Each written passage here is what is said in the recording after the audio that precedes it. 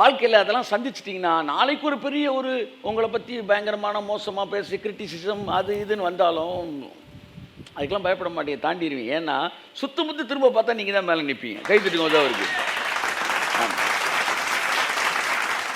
அப்போ இந்த இடத்துக்கு நீங்கள் வந்துட்டீங்கன்னா எதை குறித்து நீங்கள் பயப்படாது. பேதையாக இருந்தாலும் திசை கெட்டு போவதில்லை. நான் நல்லா பார்க்குறேன் சார், கூட இருக்கிறாங்க, ஊருப்பட்ட வேலையை செய்கிறாங்க, ஊழல் வேலைகளை. ஆனால் ஃபைனலாக நம்ம தான் ஜெயிச்சு. கை தட்டுங்க உதவருக்கு. அது அதை பார்த்த பிறகாச்சும் ஒரு லைஃப்பில் என்ன வரணும், ஒரு மாற்றம் வரணும். அதுக்கு தான் சொல்கிறேன். It is not for blaming somebody. We need some transformation even after seeing the witness, at least. என் அன்புக்குரியவர்களே, ஸோ போகிற பாதை பாதை பாதை பாதை பாதைன்ற வார்த்தை திரும்ப திரும்ப வருது. இனிமேல் யாரும் 1000 வருஷ அரசாட்சி என்பது சேர்கிற இடம் என்று பேசாதிருங்கள், அது போகிற பாதை. ஏசாயா 35:1 சொல்லுது, 5 சொல்லுது, 6 சொல்லுது, 7 சொல்லுது. வாசிங்க. 1, 5, 6, 7. வனாந்திரமும் வறண்ட நிலமும் மகிழ்ந்து கடுவெளி கழித்து புஷ்பத்தை போல செழிக்கும். பார்த்தீங்களா, வனாந்திரம் இருக்கு, கடுவெளி இருக்குது, அப்போ வறண்ட நிலம் இருக்கு. அப்போ 1000 வருஷ அரசாட்சி என்பது அந்த அரசாட்சிலாம் இதெல்லாம் மாறுது. கை தட்டுங்களா ஒருத்தவருக்கு. ஸோ மாறினது 1000 வருஷ அரசாட்சி இல்லை, மாறுறது தான் அரசாட்சி. இப்போ ஒரு ஒரு ஒரு ஒரு கட்சி ஆட்சிக்கு வருதுன்னா வந்த பிறகு தானே மாற்றுவாங்க. மாற்றின பிறகு வருவாங்களா சொல்லுங்க சார்? வந்த பிறகு தான் மாற்றுவாங்க. அப்போ 1000 வருஷ அரசாட்சி வந்த பிறகு மாறுமா, மாறின பிறகு வருமா? சொல்லு, நீங்கள் எப்படி மாறின பிறகு தான் வரும்னு நினைக்கிறீங்க? அரசாட்சி வந்த பிறகு தான் மாற்றம் வரும். அந்த மாற்றம் தான் இப்போ நம்ம வாழ்க்கையில் நடந்துக்கிட்டு இருக்கு, நம்மளை சுற்றி இருக்கவங்க வாழ்க்கையில் நடந்துக்கிட்டு இருக்கு. இது எப்படி மாறின பிறகு? நிறைய பேர் சொல்கிறாங்க நாங்கள் பூமியிலே அரசாளுவோம். அது 1000 வருஷ அரசாட்சி. 1000னா என்ன? அன்லிமிட்டெட். நாங்கள் பூமியிலே அரசாளுவோம். அப்போ கெட்டவனே இருக்க மாட்டான் அப்படின்றாங்க. கெட்டவன் இருக்க மாட்டான்னு சொல்லலை, துஷ்ட மிருகம் இருக்கும், ஆனால் தீங்கு செய்ய முடியாது அப்படி முடிக்கிறாரு. அப்போ எல்லாரும் நல்லவங்களா இருந்தாங்கன்னா, எல்லாரும் ராஜாக்கள்னா, அடுத்த என் நண்பர் ஒருத்தருக்கு கொஸ்டின் கேட்டாப்புல, எல்லாரும் ஆட்சி செய்வோம்னா அப்போ குடிமக்கள் யார் சார்னா? நானும் ராஜா, நீ ராஜா. குடிமக்கள் யார்? அப்போ குடிமக்கள் வேணும்ல. துன்மார்க்கர் அங்கே இருப்பார்கள். ஒன்றை புரிஞ்சுக்காங்க, எப்போவுமே நீங்கள் வெட்கம் அனுபவித்த தேசத்தில் உங்களுக்கு கீர்த்தியும் புகழ்ச்சியும் வந்தால் தான் அது விஷயமே. எங்கேயோ ஒரு நாட்டில் போய் நீங்கள் ஆசீர்வதிக்கப்படுறதுல என்ன இருக்குது சொல்லுங்களேன் கொஞ்சம். நான் அறிந்த மக்கள் மத்தியிலே நான் ஆசீர்வதிக்கப்படுவதுதான் சிறப்பானது. அப்போ நீங்கள் பார்த்த துன்மார்க்கர்கள் இந்த உலகத்து மக்கள், இவர்களுக்கு மேலாக நீங்கள் ஆளுகை செய்கிற ஒரு காலம்தான் 1000 வருஷ அரசாட்சி. இது வரைக்கும் அவன் நம்மளை ஆளுகை செஞ்சான், இப்போ நம்ம அவனை ஆளுகை செய்ய ஆரம்பிக்கிறோம். இது வரைக்கும் பொய் ஜெயிச்சிச்சு, இப்போ உண்மை ஜெயிக்குது. இது வரைக்கும் ஏமாற்றுவத்தை ஜெயித்தது, இப்பொழுது நேர்மை ஜெயிக்கிறது, நீதி ஜெயிக்கிறது. இதுதான் நாம் ஆட்சி செய்கிற நேரம். அவர் நாட்களில் நீதிமான் செழித்திருப்பான். ஸோ பூமியில் அரசாளுவோம் என்று சொன்னால் அங்கே துன்மார்க்கன் இருக்கிறான். 1000 வருஷ அரசாட்சின்றது எல்லாம் பெர்ஃபெக்டான ஒரு இடம் அல்ல, பெர்ஃபெக்ட் ஆகிற ஒரு இடம், பெர்ஃபெக்ட் ஆகிற ஒரு இடம். ஸோ அந்த அரசாட்சியில் ஆளுகை செய்கிறவங்க அதை மாற்றுறாங்க, வேடிக்கை பார்க்குறவங்க பார்த்துக்கிட்டே இருக்கிறாங்க. என்னைக்காச்சும் பரலோகத்துலேருந்து ஒரு லைட் வரும், எல்லாம் மாறும் அப்படின்னா அவங்க வாழ்க்கையில் எதுவும் மாற போகிறதில்ல. ஆனால் தங்கள் அதிகாரத்தை பயன்படுத்துகிறவர்கள் அதை சரியாக செய்கிறார்கள். ஸோ நான் என்ன சொல்ல வரேன்னா, உங்கள் லைஃப்பில் காட்ஸ் கிங்டம் வந்துருச்சு. நீங்கள் எவ்வளவு அத்தாரிட்டியை புரிஞ்சுக்கிறீங்களோ அவ்வளவு 1000 வருஷ அரசாட்சியின் கனவை உங்களை சுற்றி நிறைவேறுவதை நீங்கள் பார்க்க முடியும். இப்போ ஒரு சின்ன வசனத்தை வாசித்து, போன வாரம் பேசின சப்ஜெக்ட் ஒரு 10 நிமிஷம் பேசி நான் முடிக்கிறேன். யோவான் 14ஆம் அதிகாரம் 4ஆம் வசனம். நான் போகிற இடத்தை அறிந்திருக்கிறீர்கள். எல்லாம் சொல்லுங்க. பிதாவே, இந்த வசனத்தை நான் விசுவாசிக்கிறேன். இந்த சப்ஜெக்டை, இந்த டாப்பிக்கை ஆவியானுடைய வாயிலிருந்து புறப்பட்டு வருகிற வார்த்தைகள் என்றும் அவைகள் நிறைவேறுகிறவர்கள் என்றும் நாங்கள் விசுவாசிக்கிறோம். இயேசு கிறிஸ்துவின் நாமத்தில் பிதாவே, ஆமென். அடுத்த வாசிங்க. 14:4. நான் போகிற இடத்தை அறிந்திருக்கிறீர்கள். நான் போகிற டெஸ்டினேஷன், இடத்தை அறிந்திருக்கிறீர்கள். இயேசு சொல்றாரு. அடுத்து வழியையும் அறிந்திருக்கிறீர்கள் என்றார். வழியையும் அறிந்திருக்கிறீர்கள். கை தட்டுங்க அவருக்கு. எல்லாம் சொல்லுங்க. 1 இடம், 2 வழி. இடம் மட்டும் தெரிஞ்சா போதாது, வழியும் தெரியணும். அவர் சொல்றாரு, இடம் உங்களுக்கும் தெரியும், வழியும் தெரியும் அப்படின்றான். அவன் என்ன சொல்றான் பிலிப்பு, ஐயா இடமே தெரியாது, அப்புறம் வழி எப்படி தெரியும்? அடுத்த வசனம் வாசிங்க. தோமா அவரை நோக்கி, தோமா சாரி நம்மால் தான் பேசியிருக்காப்ல, அவர் நோக்கி, ஆண்டவரே ஆண்டவரே நீர் போகிற இடத்தை அறியோமே. இடம் எதுன்னு தெரியாது சார், நீங்க என்ன தெரியும்ன்றீங்க. சில நேரத்தில் கிளாஸில் வந்து வாத்தியார் வந்து கொஸ்டின் கேட்பார், இன்னொருத்தனை பதில் சொல்கிறான், நான் எந்திரி நிற்பான் பாரு, என்னடா அப்படி இருக்கிற, நீலாம் படிக்கிறது இல்லையடா, இப்போ சொல்லுவான் பாரு நம்ம தம்பி சூப்பரா அப்படின்னு, எனக்கு தெரியாதியா அப்படி நம்ம ஐந்தரா படிச்சுட்டு வரணும்டா, அவன்லாம் வந்து விழுந்து விழுந்து படிக்கிறேன் இப்போ சொல்லுவான் பாரு அப்படின்ட்டு. தம்பி அவனுக்கு இடம் தெரியுமில்லப்பா, வழி தெரியுங்களா? தோமா டக்குன்னு எந்திரி சார், இடமும் தெரியாது. வாசிங்க அடுத்தது. வழியை நாங்கள் எப்படி அறிவோம் என்றார். இடமே தெரியாது, வழி. நான் ஏன் கேள்வி என்னன்னா, இடம் தான் தெரியணும், வழி எதுக்கு தெரியணும்? இடம் வேற, சொல்லுங்க, வழி வேற. கைத்தறிக்கும் ஒரு காமை. ஏன்னா 35 வழியத்தான் பேசுது, இடத்தை பேசல. கர்த்தரால் மீட்கப்பட்டவர்கள் சீயோனுக்கு வருவார்கள். சீயோன் இடம்னா அந்த போற வழியில தான் இதெல்லாம் நடக்குது.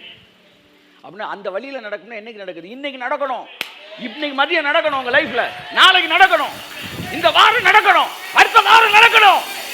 கையை தட்டி எல்லாரும் ஒரு தடவை.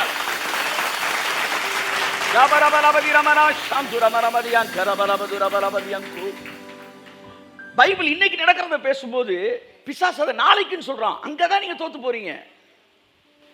பிசாசு இல்லைன்னு பேச முடியாது, அவன் டைமை மாற்றி விடுவான். அதான் விஷயமே. அந்தி கிறிஸ்துவின் வேலையை நீங்கள் சொல்கிறீங்களே, அந்தி கிறிஸ்துவின் ஆவி இப்பொழுது வேலை செய்கிறது. அந்தி கிறிஸ்துவ தானியேல் சொல்லும்போது என்ன சொல்கிறான்னா, வந்து அவன் காலத்தையும் சமயத்தையும் மாற்றுவான். அந்தி கிறிஸ்துவ அம்புட்டையும் கூட்டு போய் கழுத்து இருக்கிற வேலை கிடையாது. அம்புட்டு பேரையும் கூட்டிகிட்டு போய் மூளையை வந்து நல்லா ஒரு கரண்டியை போட்டு கலக்கி ஒரு ஸ்டாவை போட்டு சர்ன்னு உறிஞ்சிட்டு போ அப்படின்னு அனுப்பிச்சிடுறது தான் வேலை. உங்கள் மூளையை ஃபுல்லாக எம்டி ஆக்கி விட்டுறது தான். அவன் என்ன சொல்கிறான், எல்லாம் நடக்கும்பா, இப்ப இல்லப்பா, இப்படி தாங்க 2000 வருஷம் சொல்லிட்டு இருக்கிறான்.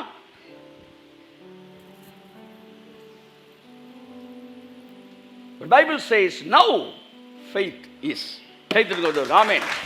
Faith is always connected with present tense. Hope is always connected with future tense. Religion is always connected with hope, but Christianity is connected with faith.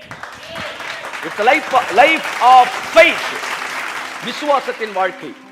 இன்றைக்கு நீ புரிந்து கொள்வாயானால், பவுல் சொல்றார் அழகா, அனுக்கிரக காலத்தில் உனக்கு செவி கொடுத்து இரட்சணியினாலே உனக்கு உதவி செய்வேன் என்று எழுதி இருக்கிறதே.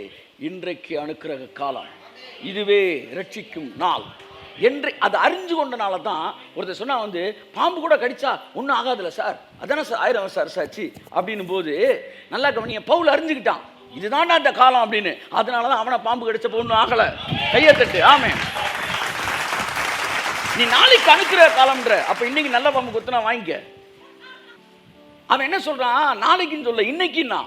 நீங்க இன்னைக்குன்னு சொன்னா இன்னைக்கு ஆப்ரேட் ஆகும், நீ நாளைக்குன்னு சொன்னா இன்னைக்கு ஆப்ரேட் ஆகாது. எத்தனை பேர் இன்னைக்கு ஆப்ரேட் ஆகும் நினைக்கிறீங்க? இன்றைக்கே ரட்சணிய நாள். கரங்களை தட்டி கர்த்தரை நன்றி சொல்லுவோம். இந்த வசனத்தை பயமுறுத்துறதுக்குன்னு போட, இன்று அனுக்கிரக காலம், இன்று ரட்சணிய நாள். நாங்கள் இதை பார்த்து பயந்துருக்கோம். இன்னைக்கே வா சார், இன்னைக்கே வா. நம்ம வசனத்தில் இருக்க அர்த்தத்தை விட பேக்ரவுண்ட் மியூசிக்கை தான் ரொம்ப விரும்புகிறோம், ரொம்ப டிபெண்ட் பண்ணுறோம். இன்று அனுக்கிரக காலம். ஐயோ ஐயோ, நான் கர்த்தர் சொன்ன அனுக்கிரகம்னா என்னடா? அனுக்கிரகம்னா ஃபேவர்டா. கையெழுத்து நல்லா தட்டே. ஃபேவர். ரட்சண்யம்னா கேடகம், தலைச்சீரா, ஆசீர்வாதம். அவர் என்ன சொல்றாரு, இன்னைக்கு தான் ஆசீர்வாதத்தினால், இன்னைக்கு தான் அனுக்கிரக காலம்.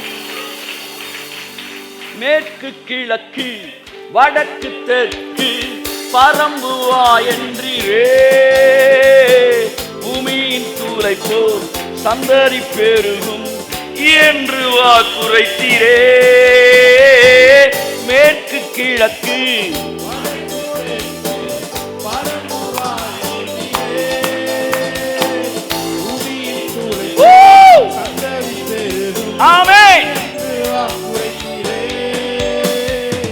சொன்னரை செய்யும் மழம் தம் தம் தரம் தம் தரம் தரரம்.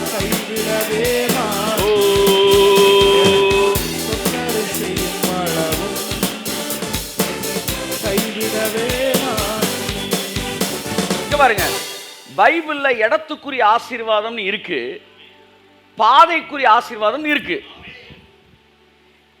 ஆனா மதம் நம்மளுக்கு இடத்துக்குரிய ஆசீர்வாதத்தை தான் சொல்லி கொடுத்துச்சு. ஆனா வழிகளுக்குரிய ஆசீர்வாதம் நிறைய இருக்கு. நீதிமானின் பாதை நண்பகல் வரைக்கும் அதிகமாய் பிரகாசிக்கிற சூரிய பிரகாசத்தை போல் இருக்கும். இதோ திறந்த வாசல் உனக்கு நான் முன்பாக வைத்திருக்கிறேன், அதை ஒருவனும் பூட்ட மாட்டான். வெண்கல கதவுகளை உடைத்து இருப்பு தாழ்பாலை மீழ்த்து அந்தகாரத்தில் இருக்கிற பொக்கிஷங்களில் ஒளிப்பிடங்கள் இருக்கிற புதையல்களை நான் உனக்கு தருவேன். இதெல்லாம் கேட்ல என்ட்ரான ஒண்ணு கிடைக்கிறது. கேட்ல என்ட்ரான ஒண்ணு கிடைக்கிறது. எப்பெல்லாம் போய் ஒரு ஊட்டிக்கு போகணும், கொடைக்கானல் போகணும், அந்த பாருங்க இந்த குரூப் நேராக போய் அங்கே ஏதோ ஃபைலில் கலெக்டர் ஆஃபீஸில் கையெழுத்து போகிற மாதிரி நேராக ஊரில் தான் இறங்குங்க. அதனால இந்த காரில் போகிறோன்னா பைக்கில் போகிறோன்னா நான் ரொம்ப என்ஜாய் பண்ணுவேன். அவன் பாருங்க ஜல்லுன்னு இப்போ இடையில நிப்பாட்டிட்டு அப்படி கும்முன்னு ரசிப்பான். நாங்கள் கூட இந்த தடவை அப்படி தான் போகிற வழியில் நிப்பாட்டிட்டு எங்கெங்கே நிற்கணுமோ அங்கே நிப்பாட்டி, எல்லாம் நிற்கிற இடத்துல நிப்பாட்டக்கூடாது. எங்கடா வந்து சொலகது வைப்பாங்க, எங்கே கூட்டம் இருக்குன்னு நிப்பாட்டுறேன். கடைசி கூட்டம் இருக்கு பார்த்தா அம்பிட்டு பாத்ரூம் போகிறதுக்கு நின்றுட்டு இருக்கிறேன். அங்கே போய் நீ என்ன பண்ண போகிற நீ? அதாவது க்ரௌடை ஃபாலோ பண்ணக்கூடாது, க்ளௌடை ஃபாலோ பண்ணணும். அப்போ அப்படி நிப்பாட்டி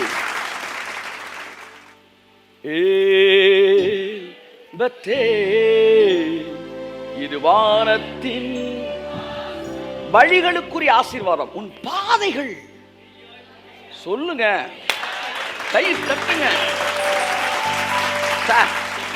எவ்வளவு தேவன் உங்களை நேசிச்சா பாதையெல்லாம் நெய்யாய் பொழிய வைப்பாரு. நீ ஊருக்கு போய் சேர்றதுலயே இருக்கியே, பாதையை என்ஜாய் பண்ணு, பாதையில நிப்பாட்டு, பாதையில கொஞ்சம் ஃப்ரூட்ஸை வாங்கு, பாதைகளை என்ஜாய் பண்ணு. அதாவது உன் வாழ்க்கை பரலோகத்தில் நுழைஞ்ச உடனே தொடங்கல, உன் வாழ்க்கை இன்னைக்கே தொடங்குது.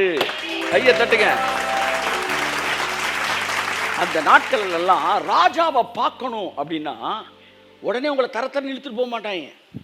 நீங்கள் ராஜாவை பார்ப்பதற்கு முன்பாக உங்கள் முகக்கலை மாற வேண்டும். ஒரு 3 மாசம் உட்கார வச்சு சோறு போடுவாங்க. ராஜா சமூகத்தில் வேலை செய்யணும்னா உடனே பஞ்ச பிரதேசம் கொண்டு போய் நிப்பாட்ட மாட்டாங்க. அவனை எஸ்தரா எடுத்துக்காங்க, தானியல் எடுத்துக்காங்க. இவங்கெல்லாம் 6 மாசத்துக்கு மேல ஊற போட்டாங்க, ஆசீர்வாதத்திலே ஊற போட்டாங்க. இந்த ராஜாவை பார்க்கறதுக்கே ஊற போட்டு கொண்டு போறா. கை தட்டு. வானத்தின் வாசல். Come on everybody.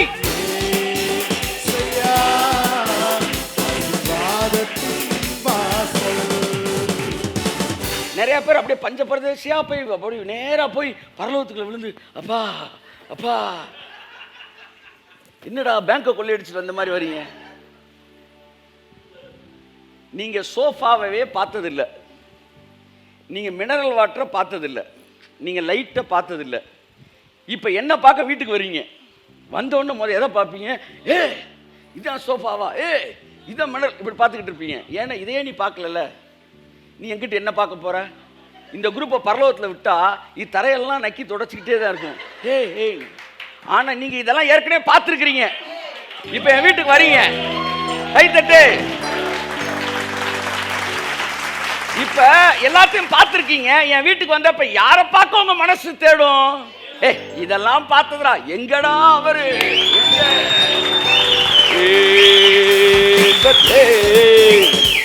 வானத்தின் வாரம் தம் தம் தரம் தரம் தரம்.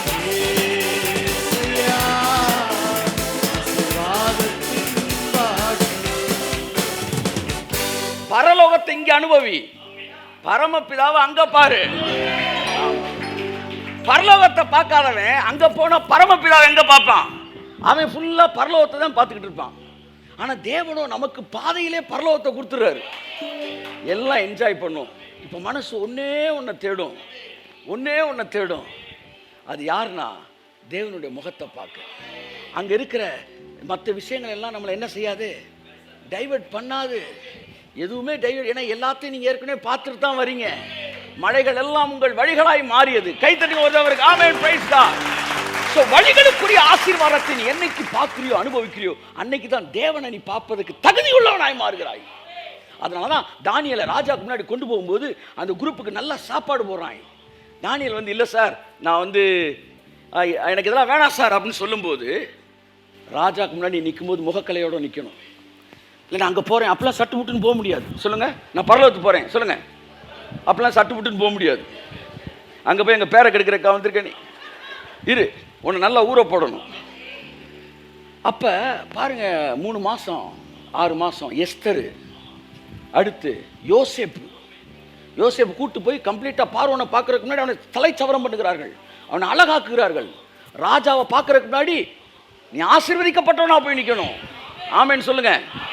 அதனால தான் உனக்கு வந்து இடம் மட்டும் தெரிஞ்சால் முக்கியம் கிடையாது, உனக்கு வழி என்னன்னு தெரியணும். அந்த வழி என்னவென்றால் ராஜபாதை.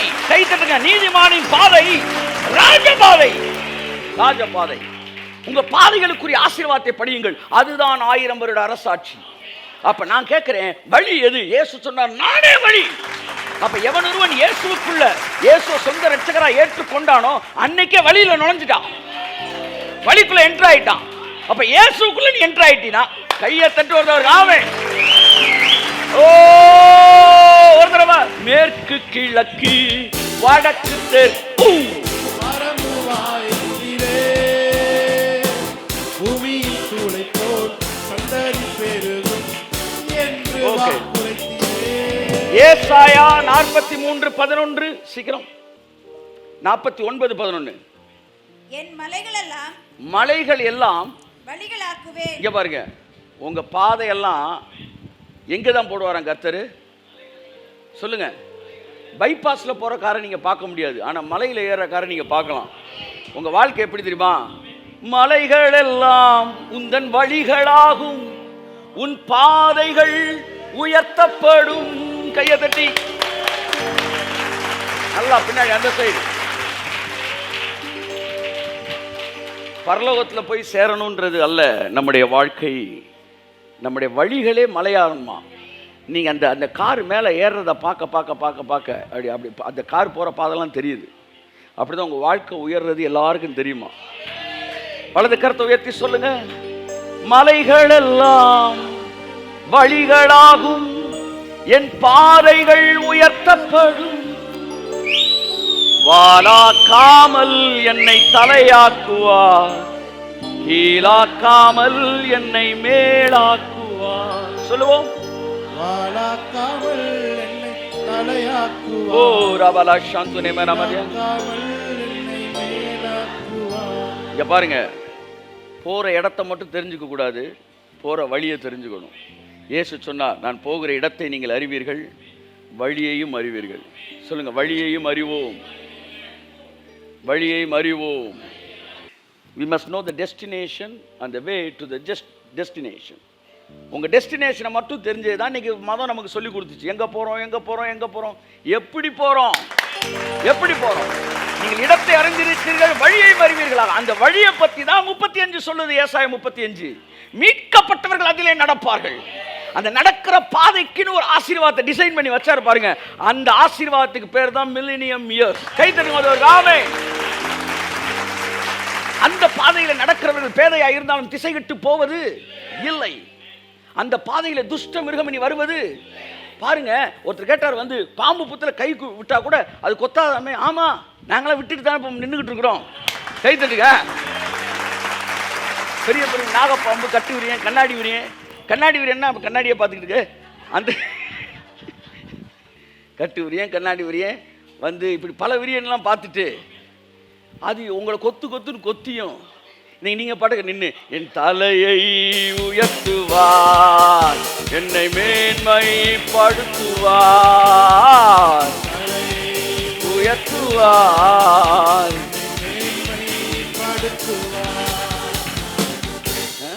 இப்போ உங்கள் மைண்ட் ஓப்பனாக இந்த டிரான்ஸ்ஃபர்மேஷனோட மேனிஃபெஸ்டேஷன் வேகமாக உங்கள் கண்ணுக்கு தெரியும்.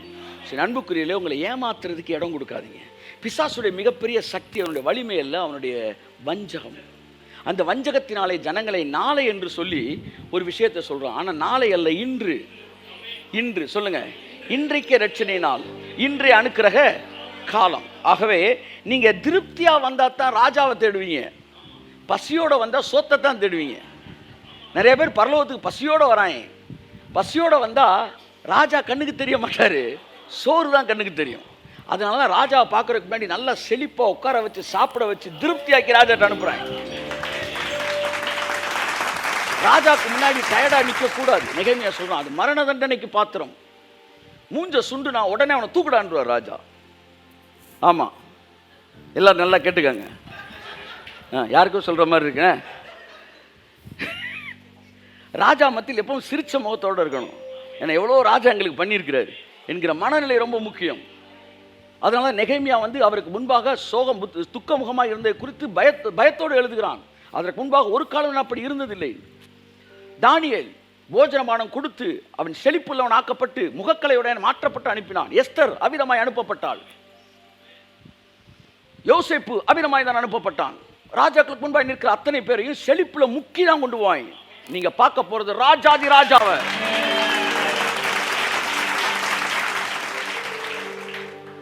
ஆயிரம் வருஷ அரசாட்சிக்குள்ள நீ போலனா நீ போய் சீயோனுக்கு நுழைய முடியாது.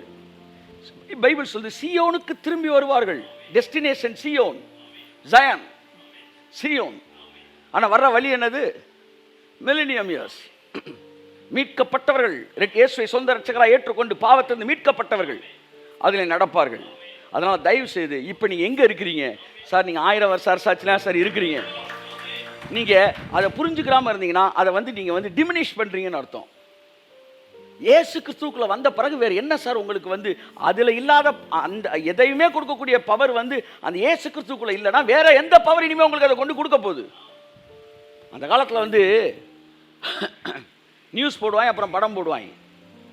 அதில் கொஞ்சம் பேர் படம் ரொம்ப போர் அடிச்சிச்சுன்னா என்ன சொல்லுவாங்கன்னா, இடையில என்ன சொல்லுவாங்க, ஏய் படத்தை போடுங்கயா அப்படின்வாங்க. ஆனால் படம் ரொம்ப நேரம் ஓடிக்கிட்டு இருக்கு. அப்படின்னா அந்த படம் நல்லா இல்லைடா சொல்கிறான்னு அர்த்தம். நீங்கள் நிறைய பேர் சொல்லி 1000 வருஷம் அரசாட்சி ஆண்டவர், என்னடா சொல்ல வர, லைஃப் சரியில்லைன்னு சொல்ல வரியா? ஸோ நீங்கள் நுழைஞ்சு ரொம்ப நாள் ஆச்சு. ஆனால் உங்களுடைய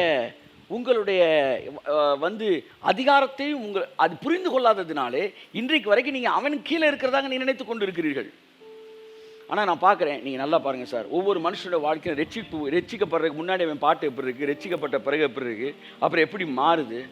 அன்றைக்கி ஒரு பாட்டு பாடிக்கிட்டு இருந்தேன், இ மேஜர் கொடுப்பா, ஃபாதர் பாடிட்டு இருக்காரு, ஓ மேஜர், இ மேஜர், கோதுமை மணி போல் மடிந்திடுவே, உமக்காய் தினமும் பலன் கொடுப்பே, அவமானும் நிந்தை சிலுவைதனை அனுதினம் உமக்காய் சுமக்கின்றே, உமக்காகத்தானே ஐயா நான் உயிர் வாழ்கிறேன் ஐயா, இந்த உடலும் உள்ளமெல்லாம் அன்பர் உமக்காகத்தானே ஐயா.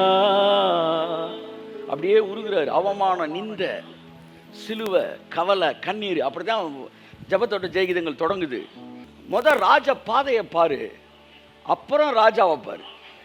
ஸோ ராஜாவை பார்க்க போகிற பாதையெல்லாம் ராஜபாதையாக தான் இருக்கணும்.